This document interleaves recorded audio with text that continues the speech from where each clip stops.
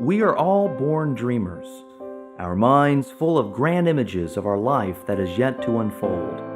The president, a doctor, race car driver, dancer, a mother, father, teacher, pilot, the sky's the limit. We are unfettered, free to imagine, fearless. Yet something happens. Our perspective changes. Some call it growing up. But how can we put to words the loss of innocence? Jared was born in May of 2002, and I happened to be there that day that he was born. I got to hold him within the first hour of his life. It was amazing.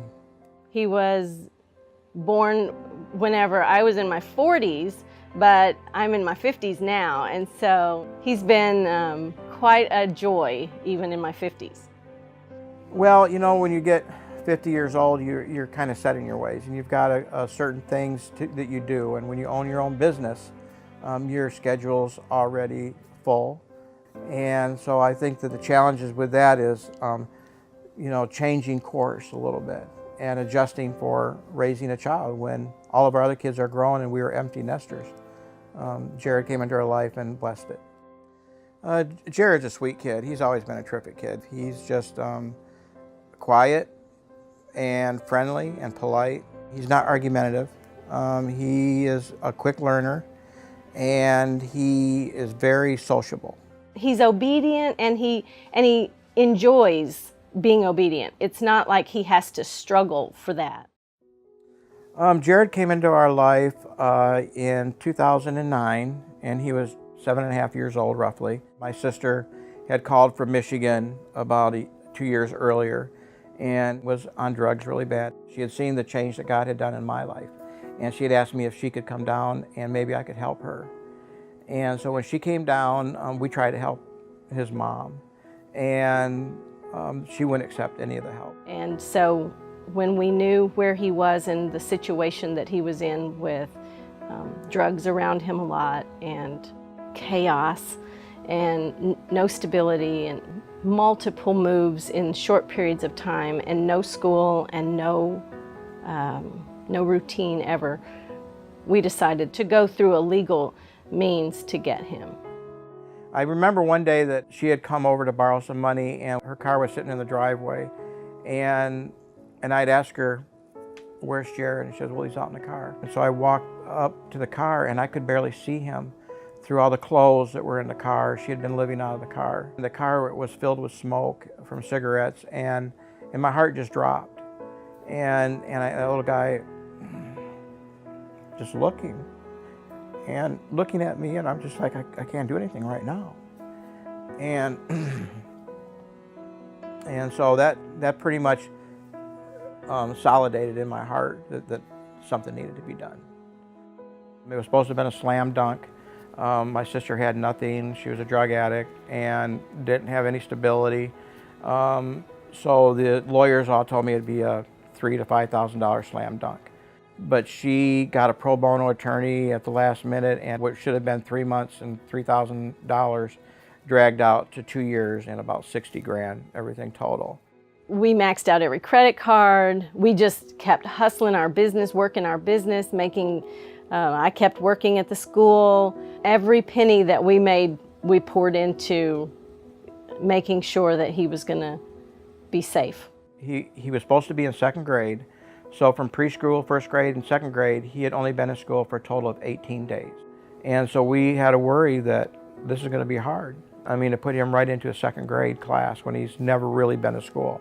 He was obviously behind in math. He couldn't write. He was able to read some. He loved books. And so we just worked every day at school, every day after school. He never missed. Second grade, he got completely caught up with public school. Private school wasn't an option because we didn't know much about it. Plus Jared, when we first got him, was so far behind it with just the low standards that the public school system has, that bringing him up to speed to those standards was a challenge. We started considering private school when we realized that his community in church was so spectacular. The main reason that I wanted Jared in a private Christian school is because I want to raise a Christ-centered man. I believe that God gave me a duty to make sure Jared gets the best education possible. And there's nothing better than having a Christ-centered education. We didn't even know much about classical Christian education, but we knew that the community that he would be involved with was where we wanted him to spend his time. And so, but we couldn't afford it. We just knew that we couldn't afford it still at that time. We were still recovering. I remember meeting Don and Jerry at church and hearing about their story, how Don and Jerry went out and were bringing in Jerry's nephew and looking to adopt him. And I remember at the time just being so impressed because what I saw was the gospel in action. When they came and started talking to us about Annapolis, it was their desire that they give Jared the best. They were committed to having a Christ-centered influence in his life, seeing how that is so important for the direction of Jared's life. They came in and they had just spent all their resources just acquiring him and didn't know how it would even be possible for them to attend a school like Annapolis. The desire was there, the heart was there, but the financial resources weren't. As a result of many generous donors, we were able to offer Jared a scholarship through our tuition assistance program. We were able to get him into the school and set him on a path that is going to be a glorious future for him, that will really make an impact for eternity in his life. When we were told that we could go to Annapolis, that he could go to Annapolis, that we were going to be able to send him there, it was amazing. We were just ecstatic. Those scholarships are amazing. I mean, without that scholarship, he wouldn't have gone that year. And now to see Jared, it's an amazing turnaround. He's on our soccer team, he's on our basketball team, he's made lots of friends, he's found a home and a school that has embraced him and where he can flourish and be who he is, who God has created him to be. He is doing fantastic socially, academically, and spiritually. We've seen Jared blossom here. Just his faith in God has grown and flourished and been watered.